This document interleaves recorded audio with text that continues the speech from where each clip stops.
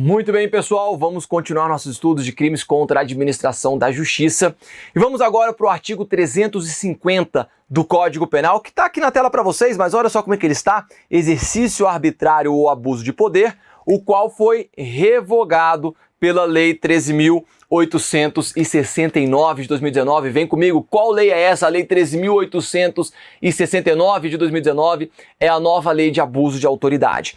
Atenção, esse artigo 350, o exercício arbitrário ou abuso de poder, a doutrina já entendia que ele havia sido tacitamente revogado pela antiga lei de abuso de autoridade, a Lei 4898, mas agora, com o advento da Lei 13.869, o legislador quis deixar isso de maneira expressa, no sentido de que o artigo 350 foi revogado, expressamente revogado pela nova lei de abuso de autoridade. Tendo isso em mente, vamos já encaminhar para o artigo 351 do Código Penal, uma vez que o artigo 350 não tem mais relevância no mundo jurídico. Artigo 351. Fuga de pessoa presa ou submetida à medida de segurança. Muito bem. Vem comigo, vem comigo. Quando você lê o nome in iuris desse delito, pode vir comigo. Quando você lê o nome in iuris desse delito, fuga de pessoa presa, o que você pensa? Você provavelmente pensa que aquela pessoa que fugiu é quem vai responder por esse delito. Cuidado, pessoal, não é isso. Esta fuga de pessoa presa, na verdade, a conduta incriminada é daquele terceiro que promove ou facilita a fuga de uma pessoa presa. Muita atenção. Fugir é crime. Aquele sujeito que se encontra preso no presídio, na delegacia, e ele foge, isso vai configurar um crime? Isso vai configurar uma infração penal? Não. A doutrina e a lei entendem que o senso de liberdade é inerente ao ser humano, e qualquer ser humano, diante da oportunidade, vai fugir. Ele quer ter a sua liberdade, que é inclusive um direito e garantia fundamental. Então, a fuga não vai configurar um crime. Entretanto, vai configurar uma falta grave prevista lá no artigo 50, inciso 2º da Lei de Execuções Penais, a Lei 7.210. Então, configura uma falta grave administrativamente no âmbito da execução da pena. Entretanto, não configura crime a conduta de fugir. Então, quando a gente fala na tela da fuga de pessoa presa ou submetida à medida de segurança, nós estamos falando da conduta de promover ou facilitar a fuga de pessoa legalmente presa ou submetida à medida de segurança detentiva. Muito cuidado com isso, porque quando a gente vê na prova esse nome in iuris, fuga de pessoa presa, automaticamente a gente é levado a crer que quem será punido por este crime é aquela pessoa que fugiu. Não, na verdade, esta conduta vai punir o terceiro que promove ou facilita a fuga. Ok? Então, muito cuidado com o nome in iuris. O sujeito ativo desse crime, o autor desse delito, é este terceiro que vai promover ou facilitar a fuga. Então, reparem que eu fugir, eu estou preso ou cumprindo uma medida de segurança. Se eu fujo, não há crime. Entretanto, aquela pessoa que promoveu a minha fuga, seja da maneira que tenha sido, tá bom? Não precisa ser algo cinematográfico, chegar carros e abordar a polícia e simplesmente soltar a pessoa, explodir carro, como a gente vê em filme. Não! Às vezes essa conduta vai ser alguém que deixa a cela aberta.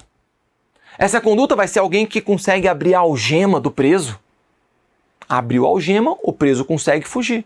Promoveu a fuga desse preso, ou facilitou a fuga desse preso. Então nós estamos punindo nessa conduta o terceiro, porque quando o próprio preso foge, ele está buscando a sua liberdade. Mas quando alguém promove a fuga desse preso, este terceiro sim responde pelo crime. Ok?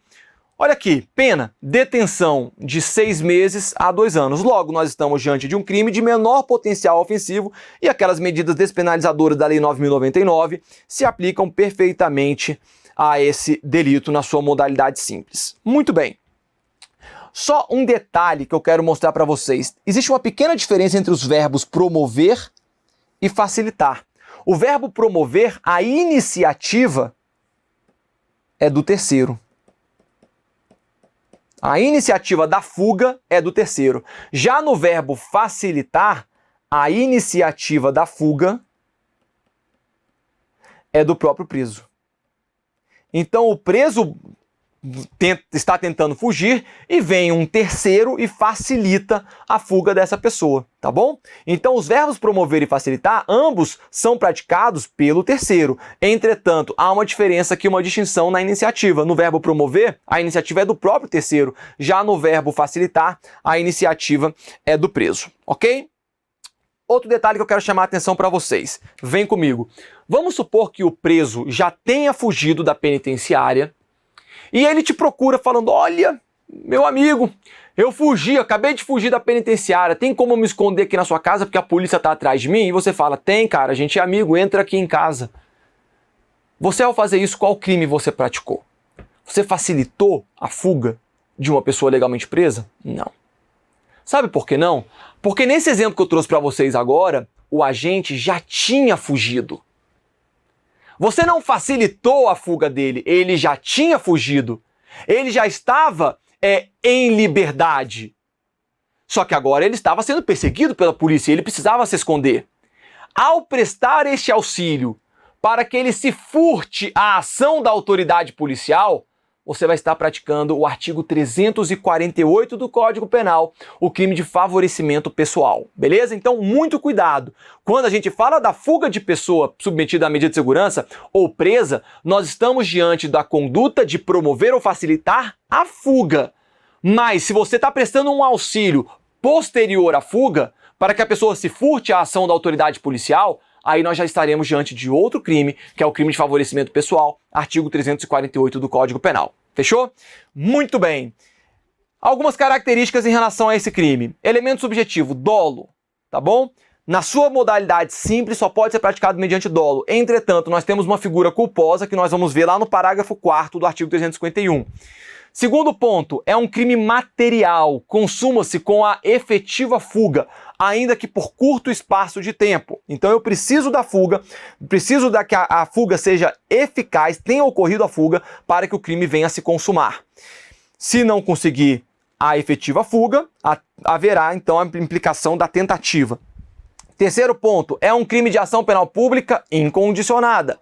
Lógico, inclusive é um crime contra a administração da justiça. Quarto ponto, é um crime de menor potencial ofensivo, como a gente já tinha falado, nas modalidades do caput e do parágrafo 4º, porque nós temos outras modalidades que não serão de menor potencial ofensivo, que nós já vamos ver. O sujeito ativo pode ser qualquer pessoa, é um crime comum, à exceção do parágrafo 3º, que nós vamos ver, que se trata de um crime funcional. É um crime praticado por funcionário público. Sujeito passivo será o Estado e é um delito que, como nós já falamos, admite a tentativa. Muito bem, passadas essas características, vamos ver aqui então os demais parágrafos, os parágrafos do artigo 351. Olha o parágrafo 1º. Se o crime é praticado à mão armada, então vamos ver aqui, olha, à mão armada, primeiro ponto, ou por mais de uma pessoa, então, concurso de pessoas, ou mediante arrombamento, a pena é de reclusão de 2 a 6 anos. Opa! Então aqui eu já tenho uma forma qualificada desse delito.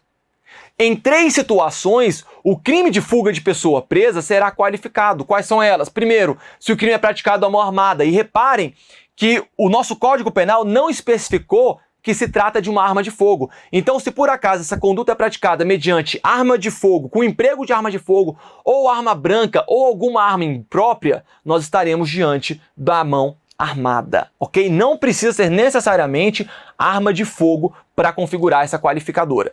Segundo, por mais de uma pessoa. Então, se eu tenho 2 ou mais pessoas que estão promovendo ou facilitando a fuga daquele preso, também incide aqui a qualificadora. E terceira hipótese, mediante arrombamento, que é muito comum, principalmente quando alguém foge de uma prisão, foge da cela. Vamos supor que um terceiro consiga quebrar, destruir a parede da cela para que o preso lá dentro venha a fugir. Nós temos aí, obviamente, um crime de fuga de pessoa presa, porque alguém promoveu a fuga daquele interno e foi mediante arrombamento. Então a gente vai ter essa forma qualificada. Parágrafo 2º. Se há emprego de violência contra a pessoa, aplica-se também a pena correspondente à violência. Então nós temos agora o concurso material obrigatório. Se por acaso a conduta de fuga de pessoa presa, essa promoção da fuga, ou facilitação da fuga venha a envolver violência contra a pessoa, o agente vai responder não só pelo artigo 351, vai responder em concurso material obrigatório pelo artigo 129, lesão corporal leve, grave, gravíssima, seguida de morte. Pode vir a responder também pelo crime de homicídio, tá? Vamos supor que essa violência venha a gerar a morte de alguém, eles vão responder em concurso material obrigatório pelo homicídio e pode responder também pela fuga de pessoa presa. Muito bem, parágrafo 3º e 4º. E aqui eu quero uma atenção especial nesses parágrafos. Talvez sejam os parágrafos mais cobrados e com maior possibilidade de cobrar em concurso público. Por quê? Porque aqui nós temos a conduta praticada por um funcionário público. Quando a gente estuda crimes funcionais, os crimes praticados por funcionário público contra a administração pública, que estão lá nos artigos 312 a 326 do Código Penal, nós vimos os crimes funcionais. Entretanto, existem crimes funcionais, crimes praticados por funcionários públicos, fora dos artigos 312 a 326. E aqui no parágrafo 3º e 4º, nós temos exatamente essas hipóteses, algumas hipóteses de crimes funcionais que estão fora dos artigos 312 a 326. Olha aqui na tela então, parágrafo 3º. A pena é de reclusão de 1 a 4 anos. Então agora eu já tenho um crime de médio potencial ofensivo. Médio potencial ofensivo, vai admitir aí somente a suspensão condicional do processo. Se o crime é praticado por pessoa cuja custódia ou guarda está o preso ou internado. Se o crime é praticado por pessoa sob cuja custódia ou guarda está o preso ou o internado. Pessoal, o que nós estamos falando aqui? Nós estamos falando daquele policial penal, o agente penitenciário. Nós estamos falando do policial civil, do policial militar, eventualmente até mesmo outros servidores públicos que, em determinada situação, podem estar com a responsabilidade de detenção de determinada pessoa. Quando a promoção ou facilitação da fuga é realizada por um funcionário público, não qualquer funcionário público, um funcionário público que seja uma pessoa sob cuja custódia ou guarda está o preso ou internado, nós vamos ter esta outra qualificadora. Então o parágrafo 3º é uma qualificadora do artigo 351 do Código Penal, ok? Muita atenção nesta conduta, ok? Porque é aqui que vai incidir o artigo 351, parágrafo 3º, ao funcionário público que eventualmente venha a promover ou facilitar a fuga de maneira dolosa. Então atenção, o parágrafo 3º é quando este funcionário público, de maneira dolosa, com dolo, promove essa fuga. Tá bom? Vem lá o funcionário público de maneira dolosa, deixa, vamos supor, uma polícia militar que acaba de prender alguém em flagrante. O sujeito está preso, sendo conduzido para a delegacia. O policial militar simplesmente abre ou deixa destrancado propositalmente a parte de trás do veículo para que o agente consiga fugir. Então ele promoveu a fuga de alguém de maneira dolosa. Já o parágrafo 4º vai ser a conduta do funcionário público que, mediante culpa, acaba promovendo ou facilitando a fuga de determinada pessoa. No caso de culpa do funcionário incumbido da custódia ou guarda, aplica-se a pena de detenção de 3 meses a 1 ano ou multa. Então eu tenho aqui um crime de menor potencial ofensivo.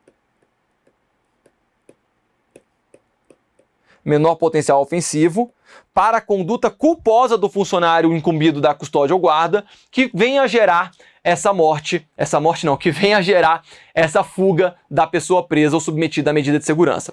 Reparem, vamos supor que um policial penal, um agente penitenciário, vai fazer a escolta de determinada pessoa e nessa escolta ele vai colocar as algemas, porque há risco de fuga em relação àquele agente. Ao colocar as algemas, ele simplesmente não coloca da maneira adequada. Ele não verifica se a algema prendeu o braço da pessoa da maneira adequada. Não havia prendido. E com o agente solto, ele consegue se desprender das algemas e fugir. Reparem, o agente penitenciário, o policial penal, teve a intenção de promover essa fuga? Não.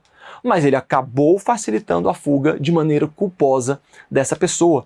Outro exemplo, vamos supor um policial civil que acaba de prender uma pessoa, tem que realizar a revista naquela pessoa. A revista pessoal, para ver se está com algum objeto, alguma coisa.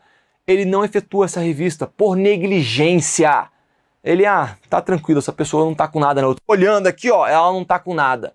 Entretanto, esse agente que foi preso, que encontra-se preso, ele estava com uma chave de algema escondida no bolso, que é comum, bandido anda com chave de algema escondida no bolso ou algum objeto, porque sabe que pode ser preso a qualquer momento. Ele pega aquela chave de algema no bolso e se solta das suas algemas. E isso somente aconteceu por quê? Porque não foi feita uma verificação, não foi realizada a revista pessoal adequada naquele agente que acabou de ser preso. Logo, nessa situação, reparem, aquele policial civil que por negligência deixou de realizar a revista pessoal, ele acabou de maneira culposa facilitando a fuga daquela pessoa presa ou submetida à medida de segurança, ok? Então, são hipóteses que acontecem, são hipóteses que questões de prova podem tratar de maneira muito boa, e a gente tem que ter atenção, então, principalmente nesses parágrafos 3º e 4º do artigo 351. Muito bem, vamos para o artigo 352 do Código Penal. E o artigo 352 é a evasão mediante violência contra a pessoa. Vem comigo. Em relação ao artigo 351, a gente falou que a conduta era daquela pessoa que promove, era o terceiro, que promove ou facilita a fuga, uma vez que fugir não é crime. Já no artigo 352, nós temos uma hipótese em que fugir é crime. Mas reparem, o agente vai responder pelo artigo 352, aquele agente, o interno, o preso, que vem a fugir, responde pelo artigo 352 porque ele usou de violência contra a pessoa. Então haverá esse crime porque ele usou de violência. Se ele simplesmente tivesse fugido, não haveria crime. Mas se ele foge utilizando-se de violência contra a pessoa, aí nós vamos ter o crime do artigo 352. Ele pode usar de violência eventualmente contra um terceiro, uma pessoa que está na rua. Vamos supor que o sujeito encontra-se no meio do fórum e para fugir ele usa de violência, pega uma pessoa como um refém para que ele consiga fugir. Ele usou de violência. Vamos supor que ele encontra-se preso e ele usa de violência agora contra um agente penitenciário, contra um policial penal para conseguir fugir. Ele usou de violência. Agride um policial penal para que ele consiga fugir. Usou de violência. Então, neste caso, como ele fugiu ou tentou fugir utilizando-se de violência contra a pessoa, aí sim nós vamos aplicar o artigo 352 do Código Penal. Está aqui na tela para vocês. O nome em iuris do crime, evasão mediante violência contra a pessoa. Artigo 352, evadir-se ou tentar evadir-se o preso ou o indivíduo submetido à medida de segurança detentiva, usando de violência contra a pessoa. Então reparem, não é simplesmente evadir-se ou tentar evadir-se. Eu preciso da elementar usando de violência contra a pessoa. Professor, vem comigo, mas ele utilizou de ameaça contra a pessoa. Configura o delito? Não. Professor, ele usou de violência contra a coisa. Ele quebrou uma janela do fórum para que ele conseguisse fugir no momento que ele estava supostamente utilizando o banheiro. Eu tenho esse crime? Não. Requer, é uma elementar do crime que ocorra uma violência contra a pessoa na tentativa de fugir ou ao evadir-se, ok? Pena, detenção de 3 meses a 1 ano, então, em tese, é um crime de menor potencial ofensivo, além da pena correspondente à violência. Então, eventualmente, neste concurso material obrigatório, a gente pode ter aí a soma das penas ultrapassando os 2 anos e deixaria de ser, então, um crime de menor potencial ofensivo, ok? Muito bem.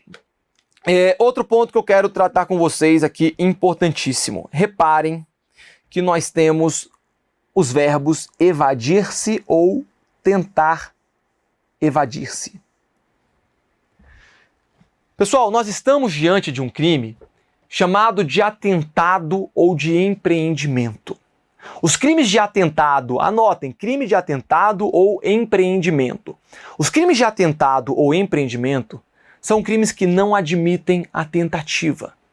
E eles não admitem a tentativa porque o próprio tipo penal descreve pra gente, na modalidade consumada e na modalidade tentada, a mesma sanção penal, a mesma pena.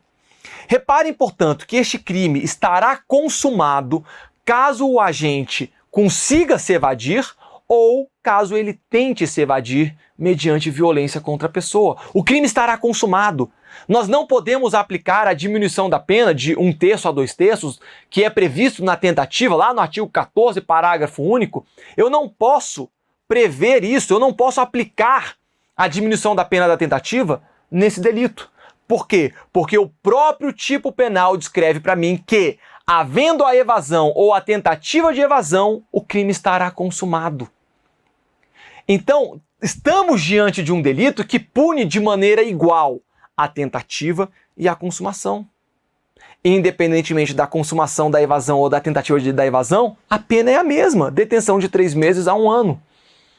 Portanto, eu estou diante de um delito chamado de atentado ou de empreendimento. E crimes de atentado ou empreendimento não admitem a tentativa, aquela tentativa que nós vemos lá no artigo 14, inciso 2º e no seu parágrafo único. Eu não posso aplicar a diminuição da pena de 1/3 a 2/3, caso ele tente se evadir utilizando de violência contra a pessoa, mas não consiga. Ele vai responder pela pena cheia prevista no artigo 352 do Código Penal, ok? Galera, muita atenção nesse delito, é um crime importantíssimo. Algumas características dele.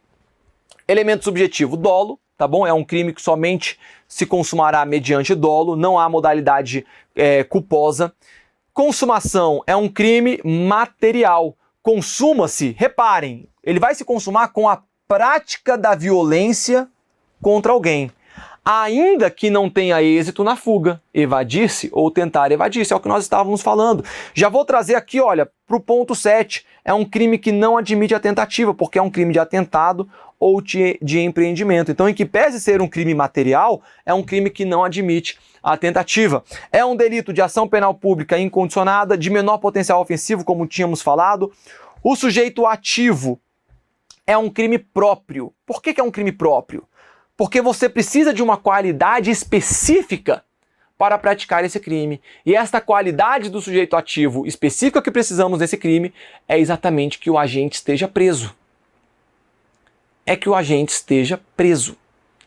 Você que eventualmente não está preso, jamais vai poder praticar esse crime. Eu não conseguiria praticar esse crime, ainda que eu quisesse. Este é um delito que somente pode ser praticado por aquele que se encontra preso ou submetido à medida de segurança, ok? Então nós estamos diante de um crime próprio no que concerne o sujeito ativo, porque somente pode ser cometido por quem já se encontra preso ou internado. Se a conduta é praticada por quem acaba de ser detido, configura em tese o crime de resistência. Muita atenção, tá? Muita atenção. Vamos supor que o sujeito acaba de ser detido. Neste momento, a polícia chega para prender determinada pessoa.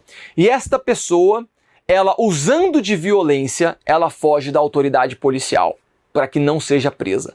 Neste caso, como a pessoa ainda não estava presa, ela estava no ato de ser presa ou acabado de ser detida, nós vamos estar diante do crime de resistência, lá do artigo 329 do Código Penal, ok? Só uma ressalva importante.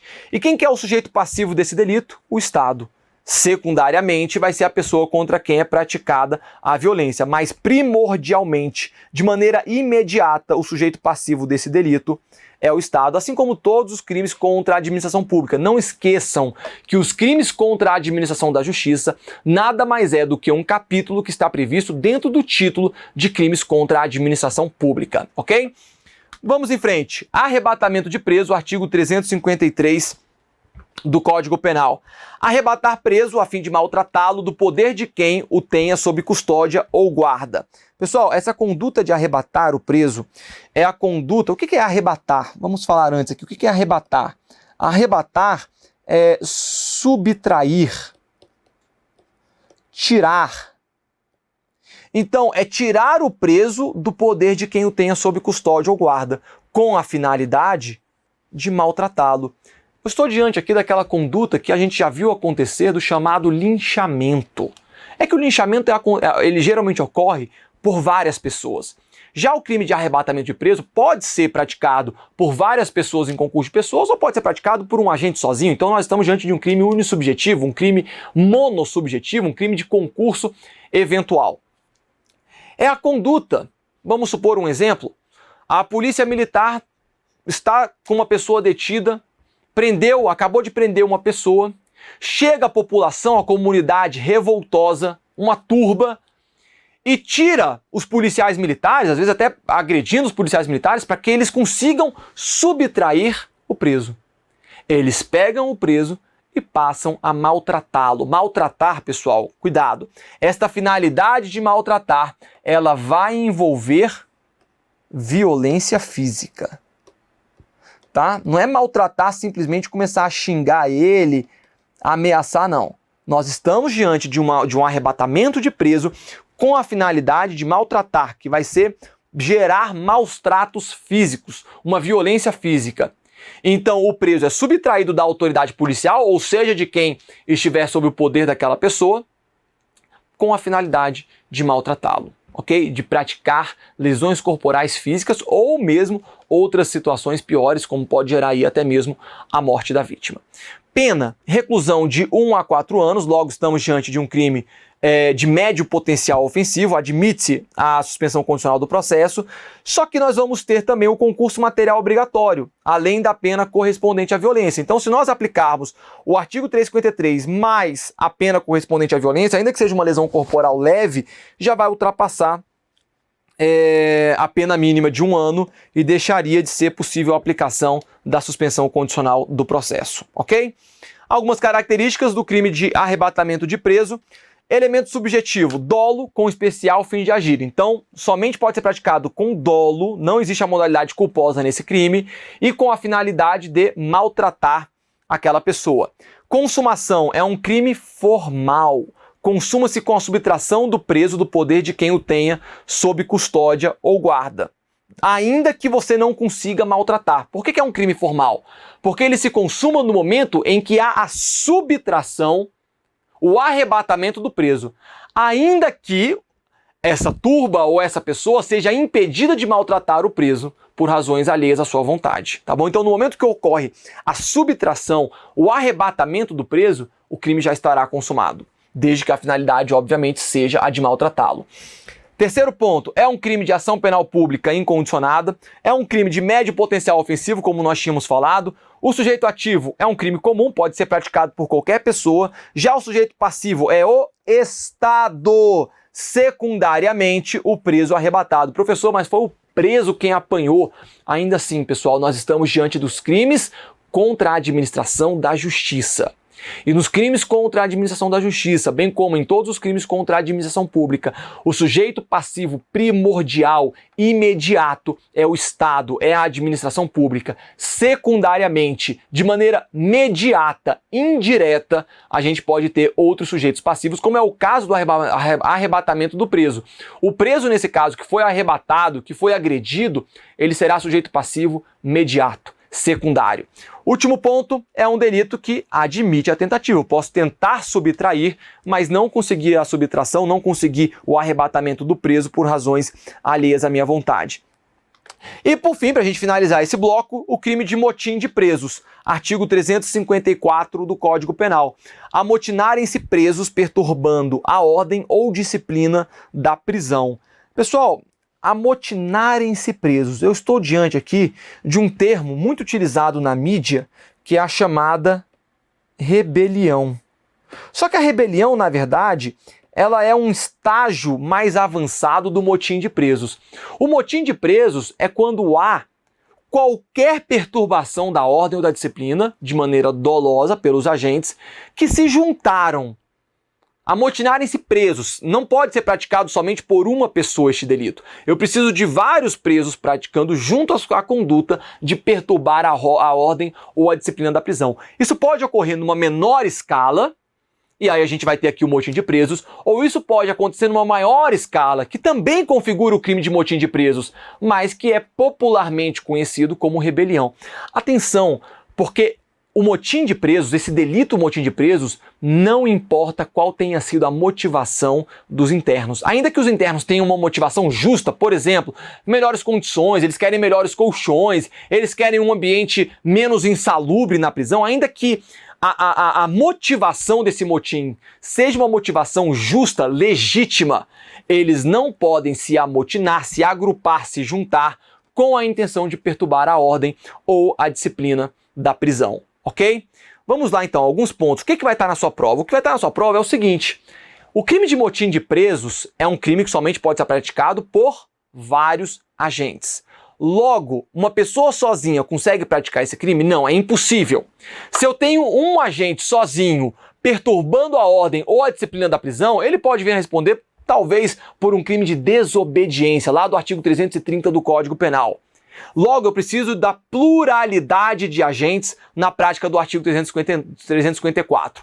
Diante disso, nós estamos diante de um crime plurissubjetivo, somente pode ser praticado por várias pessoas, também chamado de crime de concurso necessário. Repito, um preso sozinho jamais poderá praticar o crime de motim de presos. É um crime plurissubjetivo, eu preciso de vários sujeitos. É um crime de concurso necessário, obrigatoriamente haverá concurso de pessoas.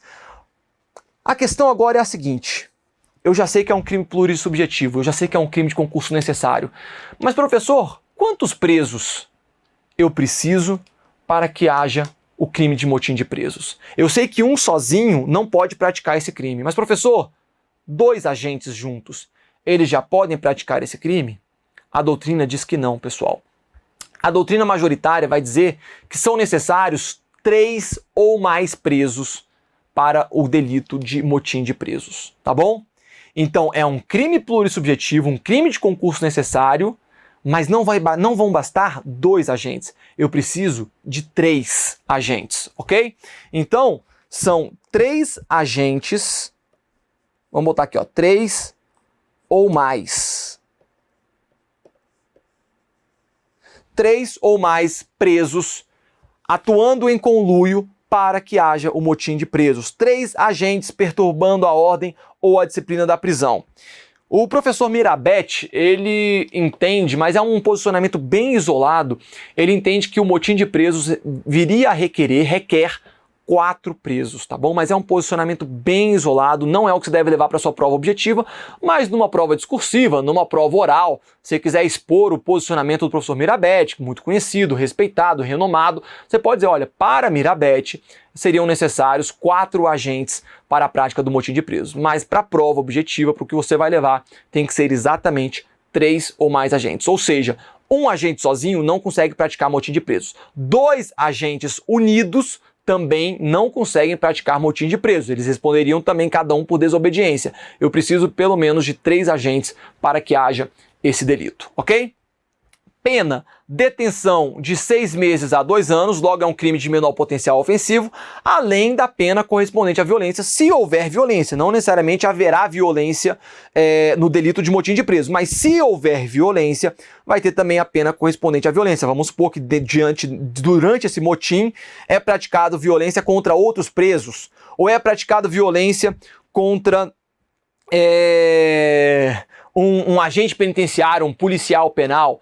Então eu posso eventualmente ter a violência dentro desse motim de preso. Outro ponto importante, este é um delito que pode ser praticado na modalidade comissiva, o que é o comum, mas pode ser praticado na modalidade omissiva também, por meio de uma omissão. Exemplo, os policiais penais vão a uma cela e determinam aqueles presos, vamos supor que tenham 10 presos naquela cela, e determinam, vocês vão sair da cela agora, porque nós vamos fazer uma revista nessa cela, uma vez que há suspeita de que há drogas, dinheiro excessivo aqui nessa cela. Os 10 presos, então, eles falam, não, nós não vamos sair daqui. Ninguém vai nos tirar da nossa cela. Reparem, eles estão perturbando a ordem, a disciplina da prisão, unidos ali em concurso de pessoas, de maneira amotinada, por meio de uma conduta omissiva, ao não sair da cela como lhes foi determinado. Então, a gente poderia discutir aqui se há um crime de desobediência, uma resistência, mas poderia perfeitamente ser configurado o crime de motim de presos por meio de uma conduta omissiva. Fechou? Muito bem. Trazendo então para vocês as características do delito. Elemento subjetivo, dolo, somente conduta dolosa, não pode ser praticado mediante culpa. Consumação é um crime material, porque ele vai se consumar com a efetiva violação à ordem ou à disciplina da prisão. perdurando por tempo juridicamente relevante, não pode ser uma coisa que dure 30 segundos, tem que ter algum tempo juridicamente relevante. A doutrina e a jurisprudência não dizem exatamente qual que é esse tempo, é algo que tem que ser percebido no caso concreto. É um crime de ação penal pública incondicionada, é um crime de menor potencial ofensivo, como já falamos. O sujeito ativo é um crime próprio. Por quê? Porque somente pode ser praticado por presos. O sujeito passivo, o Estado sempre admite a tentativa, eu posso tentar me amotinar e não conseguir, por razões alheias à minha vontade, e trata-se de crime plurissubjetivo ou de concurso necessário, como já falamos, exigindo pelo menos 3 agentes para a prática desse crime, ok? Vem comigo, vamos fechar esse bloco por aqui. Até a próxima aula.